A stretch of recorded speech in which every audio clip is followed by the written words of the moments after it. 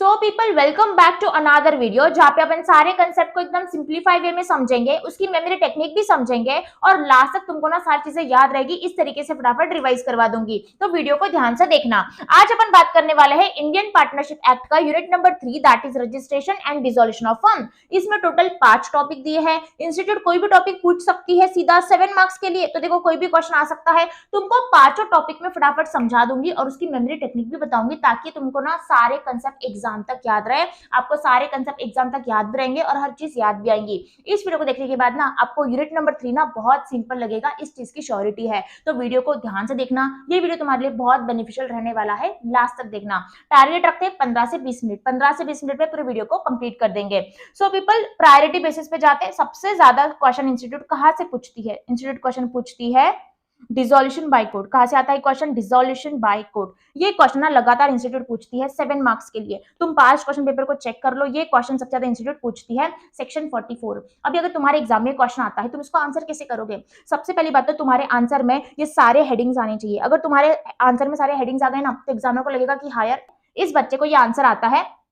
अगर हेडिंग याद आ गए ना, तुम अगर कंसेप्चुअली हर चीज को लिख के आ जाओगे ना, तुमको मार्क्स मिल जाएंगे। ये हेडिंग याद आना बहुत ज्यादा जरूरी है, फिर तुमको सारे कंसेप्ट समझ में आएंगे और याद आ जाएंगे। अभी देखो तुम इसकी हेडिंग कैसे आसानी से याद रख सकते हो लास्ट तक।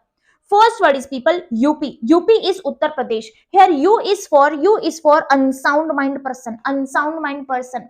P is for permanent incapacity, permanent incapacity यहाँ पे दिया है। अगर कोई पार्टनर अनसाउंड माइंड पर्सन बन जाता है या फिर परमानेंट इनकैपेसिटी, उसका एक्सीडेंट वगैरह हो जाता है, तो हो सकता है दूसरे पार्टनर कोर्ट में जा सकते हैं, ये चीज बोल सकते हैं। तो कोर्ट क्या कर सकता है? डिसोल्यूशन करवा सकता है फर्म का। तो फर्स्ट रीजन क्या है? Unsound mind. सेकंड क्या है? Permanent incapacity, that is UP, that is UP. Okay, next is people MP. Next is MP. MP क्या है? मध्य प्रदेश। मैम क्या है? मध्य प्रदेश। एम से आ गया मिसकंडक्ट, पी से आ गया परसिस्टेंट ब्रीच ऑफ अग्रीमेंट। देखो तुम्हारे ऐसे 4 पॉइंट हो जाएंगे और ना तुम ऐसे याद करोगे ना तुमको आसानी से याद आ जाएगा। यू का मतलब क्या है? Unsound mind.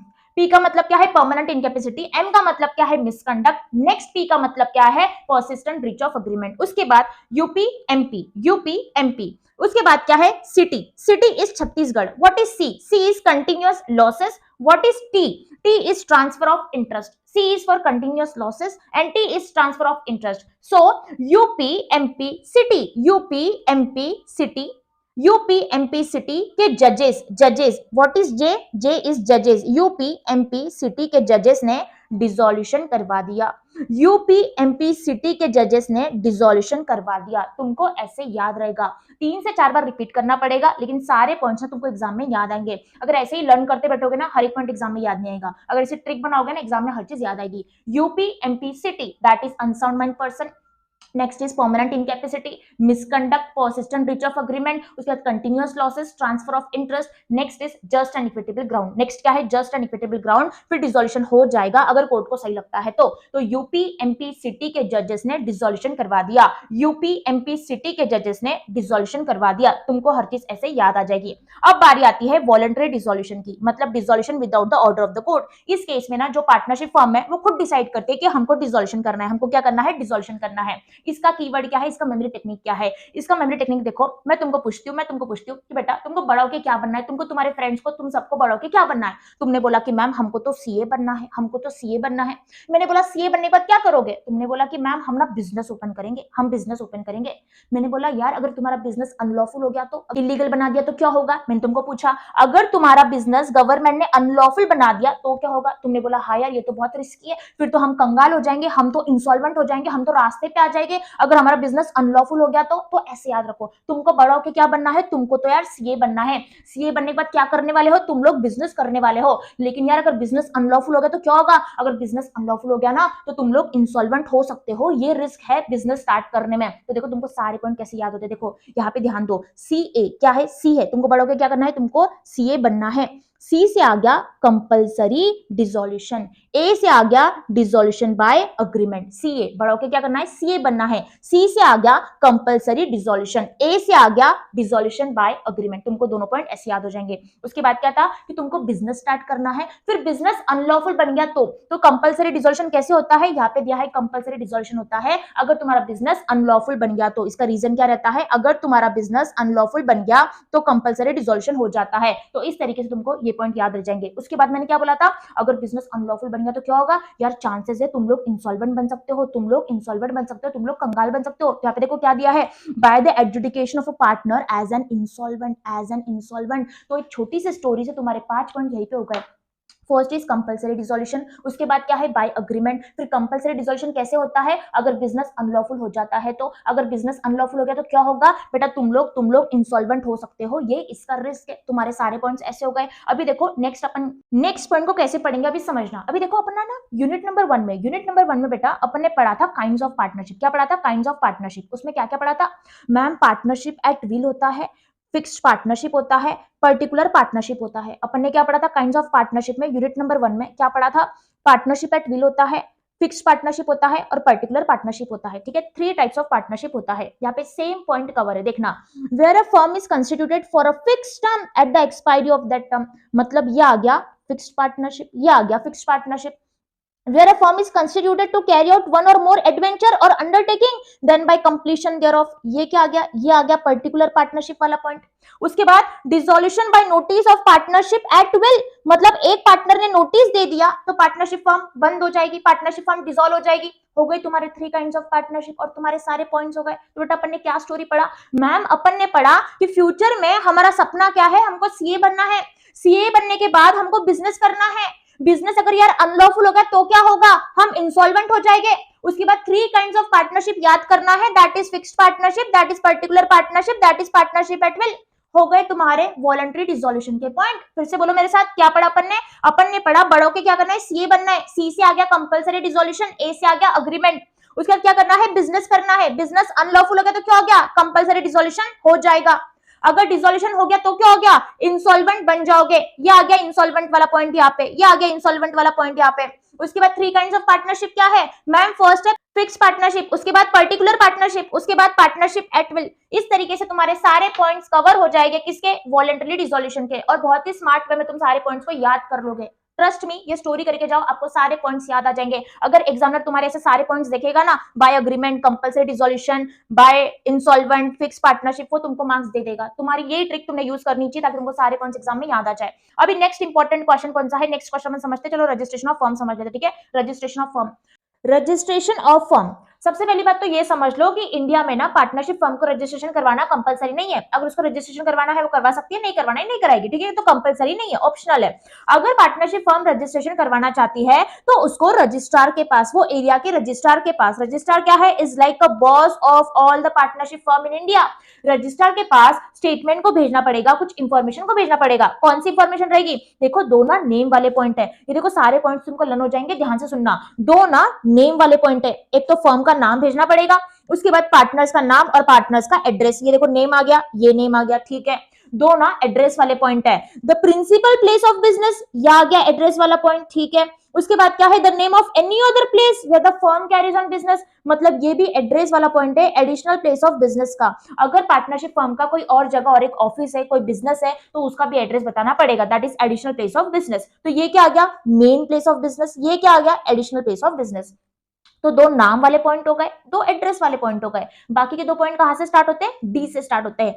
D that is date of joining, duration of the firm, date of joining of partners and duration of the firm. Ma'am कितना इजी है, क्या क्या इंफॉर्मेशन भेजना पड़ेगा हमको ना, बॉस के पास मतलब रजिस्ट्रार के पास ना इंफॉर्मेशन भेजना पड़ेगा। 2 नाम वाले पॉइंट है, फर्म का नाम आ जाएगा, पार्टनर्स का नाम आ जाएगा और उसका एड्रेस आ जाएगा, फिर प्रिंसिपल प्लेस ऑफ बिजनेस आ जाएगा, फिर एडिशनल प्लेस ऑफ बिजनेस आ जाएगा, फिर ना लास्ट के 2 पॉइंट ना डी से स्टार्ट होते हैं। एक आ गया date of joining of partners, दूसरा आ गया ड्यूरेशन ऑफ द फर्म। इस तरीके से तुम्हारे सारे पॉइंट्स हो जाएंगे। ये इंफॉर्मेशन भेजना पड़ेगा रजिस्ट्रार को। और ना जो डॉक्यूमेंट है, जो स्टेटमेंट है, उस पर प्रॉपर सिग्नेचर होना चाहिए, हर एक पार्टनर की क्या होना चाहिए, सिग्नेचर होना चाहिए। और ना बेटा तुम्हारा नाम में, तुम्हारे नाम में मतलब ये जो फर्म नेम है ना, ये फर्म के नाम में ना ऐसे crown word, emperor word, empress word, empire word नहीं होने चाहिए। अगर तुमको यूज करना है ना, फिर स्टेट गवर्नमेंट की परमिशन लो तो ही तुम यूज कर सकते हैं। मैम ऐसा क्यों बेटा, क्योंकि जब अगर ऐसा वर्ड यूज किया ना, किंग, क्वीन, एम्परर, तो ये बताता है, ये दर्शाता है कि तुम गवर्नमेंट से लिंक्ड हो। तो क्या होगा, तुम गुडविल पा रहे हो, तुम रेपुटेशन पा रहे हो, गवर्नमेंट का नाम यूज करके, ऐसे वर्ड यूज करके। तो अपना लॉ मना करता है कि तुम ऐसे वर्ड को यूज नहीं कर सकते। Example, Radhika royal and company, Payal king traders, देखो किंग आ गया, यहाँ पे रॉयल आ गया तो ऐसे वर्ड यूज नहीं कर सकते, क्योंकि ऐसे वर्ड दर्शाते हैं तुम गवर्नमेंट से लिंक्ड हो, तुमको तो रेपुटेशन मिल जाएगी, तुम्हारी गुडविल बढ़ जाएगी और तुम्हारा बिजनेस भी बढ़ जाएगा, और ऐसा बताएगा कि तुम गवर्नमेंट से लिंक्ड हो, ये तो गलत चीज हो जाएगी। इसलिए पे लॉ ने सीधा साफ मना किया है, अगर तुमको यूज करना है स्टेट गवर्नमेंट की परमिशन लो, वरना तुम यूज नहीं कर सकते। उसके बाद जो भी तुमने इंफॉर्मेशन भेजा ना, अगर रजिस्ट्रार को सब कुछ सही लगता है ना, तो रजिस्ट्रार तुमको रजिस्टर करवा देगी, एंट्री पास कर देगी उसके बुक में, और तुमको दे देगी certificate of registration. Certificate of registration क्या है? बर्थ सर्टिफिकेट है। ये बर्थ सर्टिफिकेट है किसका? पार्टनरशिप फर्म का, कि भाई अब पार्टनरशिप फर्म रजिस्टर हो चुकी है। So this certificate of registration is like a birth certificate of a partnership firm. उसके बाद ना देखो, तुम बहुत टाइम से बिजनेस कर रहे थे लेकिन तुमने रजिस्ट्रेशन नहीं करवाया, मतलब तुम लेट रजिस्ट्रेशन करवा रहे हो। देखो कंपलसरी तो नहीं है, बट वो फीस तो चार्ज करते थोड़ा बहुत, बहुत कम फीस है। देखो कितनी फीस है, 100 rupees per year of delay और अ पार्ट ईयर ऑफ, सिर्फ 100 रुपए है साल की अगर तुमने लेट रजिस्ट्रेशन करवाया तो, क्योंकि registration is not a compulsory. लेकिन तुम बहुत सालों से बिजनेस कर रहे और तुमने रजिस्ट्रेशन नहीं करवाया और बहुत बाद में कराया, तो तुमसे एक पेनल्टी चार्ज करेंगे, that is 100 rupees per year of delay और अ पार्ट ईयर ऑफ। ठीक है, I hope people this is clear to you. तो क्या पढ़ा अपन ने रजिस्ट्रेशन ऑफ फर्म में? अपन ने पढ़ा कि मैम अगर फर्म को रजिस्ट्रेशन करवाना है उसको जाना पड़ेगा रजिस्ट्रार के पास, और 2 नेम वाले पॉइंट आ जाएंगे, 2 एड्रेस वाले पॉइंट आ जाएंगे, और 2 डी वाले पॉइंट आ जाएंगे। डी क्या है? Duration of the firm. दूसरा डी क्या है? Date of joining of the partners. और सारे डॉक्यूमेंट को भेज देंगे प्रॉपर्ली साइन करके। नाम में क्या नहीं आना चाहिए? किंग, क्वीन, ऐसे वर्ड नहीं आना चाहिए। उसके बाद लेट रजिस्ट्रेशन करवाया तो फीस लग जाएगी 100 पर ईयर ऑफ डिले और अ पार्ट ईयर ऑफ। ठीक है, I hope this is clear to you. Next question is consequences of non registration, section 69। अभी कॉन्सिक्वेंसेस ऑफ नॉन रजिस्ट्रेशन का मतलब क्या है? अगर तुमने फॉर्म को रजिस्टर नहीं करवाया ना, यार अपन ने स्टार्टिंग में पढ़ा था कि फॉर्म को रजिस्टर करवाना कंपलसरी नहीं है, अगर तुमने नहीं कराया ना तो उसके कॉन्सिक्वेंसेस क्या है, मतलब उसका नुकसान क्या है? उसका नुकसान क्या है? देखो कोई तो नुकसान रहेंगे, तुम रजिस्ट्रेशन नहीं करवा रहे मतलब कुछ तो नुकसान तुमको सहना पड़ेगा। तो कौन से नुकसान तुमको सहना पड़ेगा अगर तुम पार्टनरशिप फॉर्म को रजिस्टर नहीं करवाते हो? तो ध्यान से सारे पॉइंट को समझना, बहुत ईजी है, इसकी भी एक ट्रिक बताऊंगी। ठीक है, सबसे पहले no suit in the civil court by the firm or other co partners against the third party. मतलब पार्टनरशिप फर्म थर्ड पार्टी पे केस फाइल नहीं कर सकती, सूट फाइल नहीं कर सकती। मतलब पार्टनरशिप फर्म थर्ड पार्टी पे सूट फाइल नहीं कर सकती, केस फाइल नहीं कर सकती।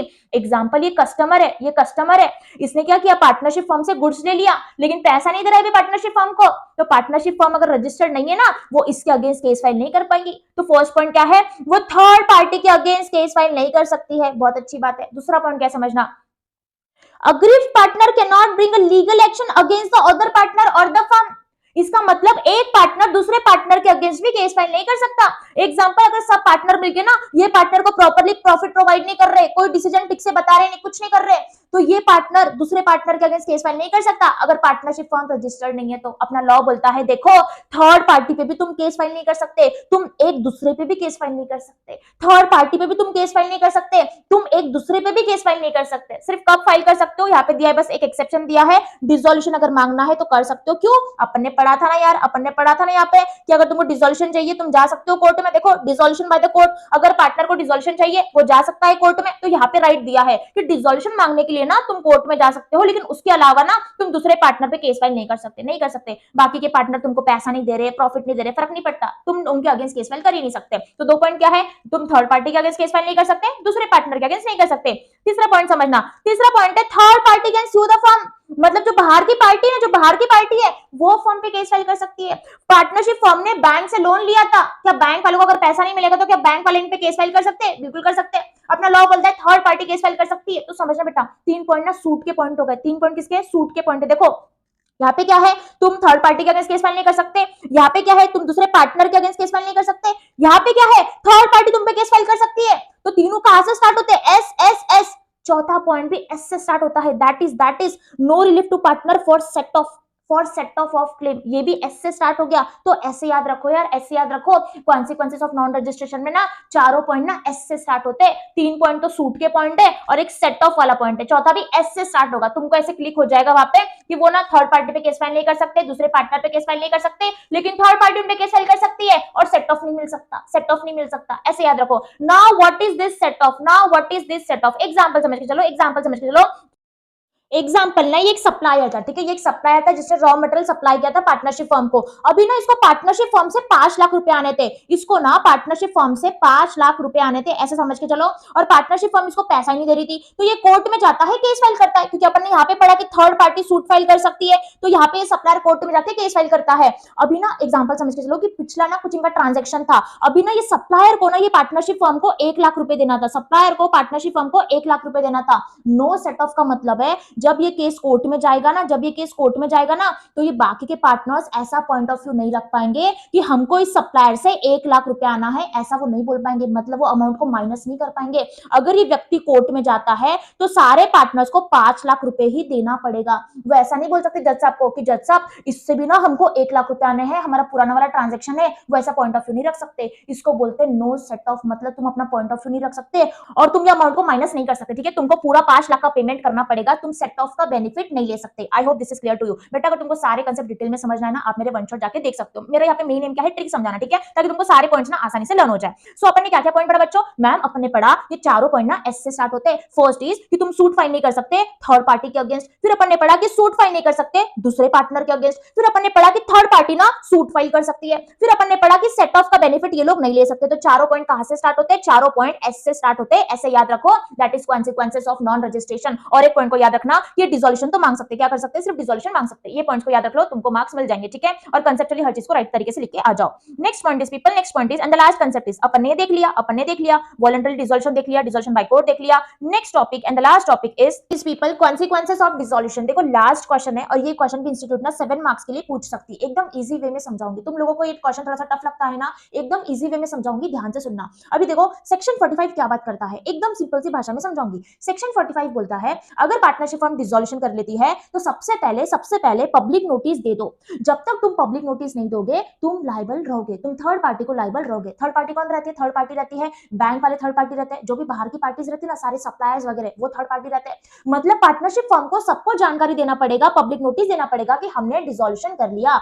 जब तक तुमने पब्लिक नोटिस नहीं दिया तुम सारे थर्ड पार्टीज को लायबल रहोगे। Are you getting? This is what section 45 is telling. देखो यहां दिया है the partner continue to be liable as such to the third party for any act done by any of them which would have been an act of the firm if done before the dissolution until the public notice is given of the dissolution। फिर आगे बोला गया है कि DID को ना notice देने की जरूरत नहीं है। मतलब अगर DID ने नोटिस नहीं दिया तो ये लायबल नहीं रहेंगे। मैम DID क्या है? DID इज डिसीज्ड पर्सन की जो स्टेट है, स्टेट मतलब उसकी असेट्स को तुम यूज नहीं कर सकते। उसके बाद आई से आ गया इंसॉल्वेंट पर्सन को नोटिस देने की जरूरत नहीं है, वो लायबल नहीं रहेगा। नेक्स्ट इज डोरमेंट पर्सन को नोटिस देने की जरूरत नहीं है, अगर फर्म ने नोटिस नहीं दिया तो डोरमेंट पर्सन लायबल नहीं होगा। इसका मतलब मैम नोटिस देना कंपलसरी है, जब तक नोटिस नहीं दोगे ना तो थर्ड पार्टी को लायबल रहेंगे, लेकिन DID को नोटिस देना जरूरी नहीं है। What is DID? DID is deceased person, insolvent person, dormant person. उसके बाद समझना सेक्शन 46 क्या बात करता है, बहुत सिंपल सी बात में सेक्शन 46 बोलता है कि देखो अभी पार्टनरशिप फर्म तो डिसॉल्व हो रही है, जो भी पार्टनरशिप फर्म के असेट्स है वो कैसे बांटे जाएंगे? यार बहुत सिंपल सा लॉजिक है, जो भी असेट्स है सबसे पहले बाहर वालों की लायबिलिटीज का पेमेंट हो जाएगा, अगर पैसा बच जाता है तो पार्टनर्स अपने आप में बांट लेंगे। यहाँ पे सेम चीज दिया है, to have the property of the firm applied in the payment of debt and liabilities of the firm. बाहर वालों की लायबिलिटी का पेमेंट किया जाएगा, बैंक से अगर कुछ लोन लिया था बैंक वालों का पेमेंट हो जाएगा, सप्लायर से कुछ पैसा लिया था सप्लायर को पेमेंट किया जाएगा। And to have the surplus distributed among the partner. Surplus मतलब अगर कुछ पैसा बच जाता है तो पार्टनर्स अपने आप में बांट लेंगे, ये बोलता है सेक्शन 46। अभी ना लिंक करो सेक्शन 46 को और सेक्शन 48 को लिंक करो। सेक्शन 48 क्या बोलता है? Modes of settlement. अपन ने अभी जो पढ़ा ना, असेट्स में से सबसे पहले बाहर वाले को पैसा दिया जाएगा, फिर पार्टनर्स अपने आप में बांट लेंगे, यही सेम चीज थोड़ा और डिटेल में बात कर रहा है सेक्शन 48। समझना, सेक्शन 48 बोलता है the assets of the firm including any sum contributed by the partners to make up the deficiency of the capital must be applied in the following manner. कौन सी ऑर्डर है? देखो, in paying the debt of the firm to the third party. Same चीज बोल रहा है यार कि थर्ड पार्टी को पेमेंट कर दो पहले, this is the first point. Second point is in paying to each partner rateably what is due to him from capital. मतलब अगर कोई पार्टनर ने लोन दिया है ना पार्टनरशिप फर्म को तो पहले उसका पैसा दे दो, पहले उसका पैसा दे दो। देखो 3 पार्टनर है, ऐसा जरूरी नहीं है कि हर एक पार्टनर लोन देता है। Example mister A, mister B and mister C. तो मिस्टर ए ने लोन दिया है 15 लाख का, तो सबसे पहले उसका पैसा दे दो, ठीक है। सेकंड इज लोन का पैसा दे दो। Third one is in paying to each partner rateably what is due to him on account of capital. मतलब जितना उन्होंने कैपिटल लाया था ना स्टार्टिंग में उसका पैसा लौटा दो, दिस इज थर्ड प्रायोरिटी। अगर पैसा कुछ बच जाता है, रेसिड्यू मतलब अगर कुछ पैसा बच जाता है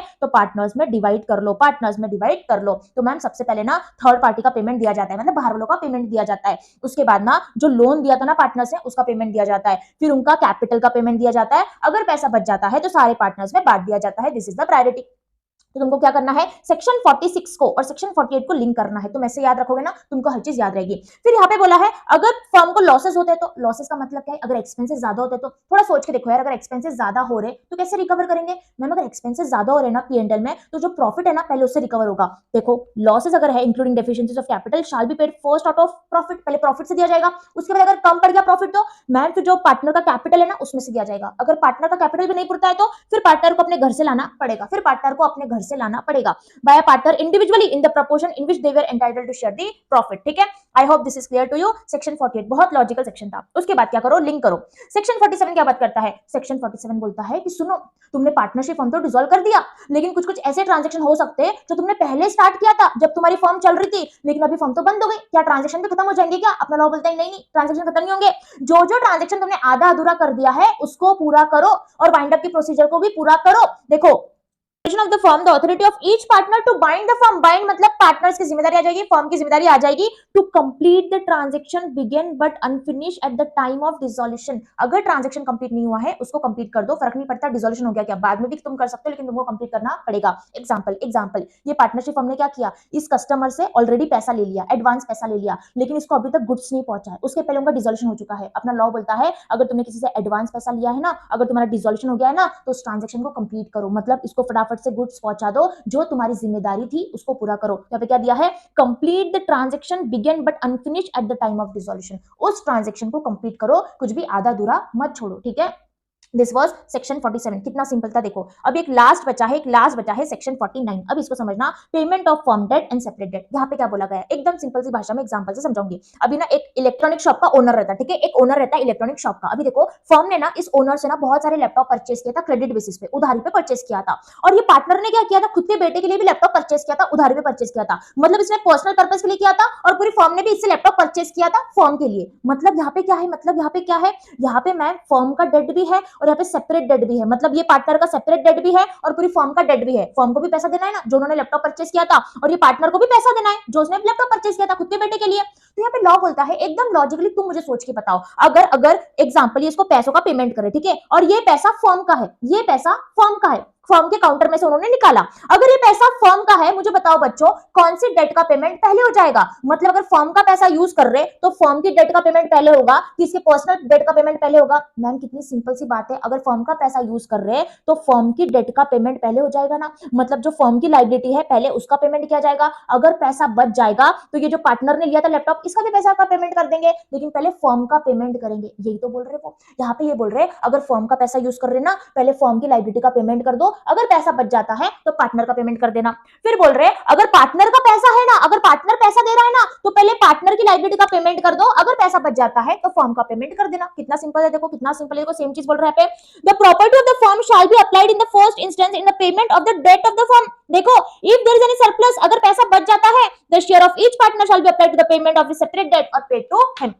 I hope people this is very much clear to you. तुमको सारी चीजें क्लियर हो चुकी है। देखो अपन ने कम से कम टाइम में ना पूरे कंसेप्ट को रिवाइज भी कर दिया, एकदम स्मार्ट ट्रिक भी समझ लिया। मुझे ना एक चीज की श्योरिटी है कि इस वीडियो को देखने के बाद ना आपको ये यूनिट बहुत सिंपल लगेगा, ठीक है, बहुत सिंपल लगेगा। इसको फिर से 1 से 2 बार देखना, या फिर इसके जो भी ट्रिक मैंने बताया उसको बार बार रिवाइज करना। आई hope people this video was helpful for you. मिलते हैं नेक्स्ट वाली वीडियो में। टिल देन बहुत अच्छे से मेहनत करो, कॉन्फिडेंटली करो, खुश रहो, और अगर आपको कुछ भी डाउट आता है मुझे बिंदास कमेंट सेक्शन में पूछना, मैं जरूर आपको आंसर करूंगी। सो मिलते हैं नेक्स्ट वीडियो में। Bye bye, till then have a good day.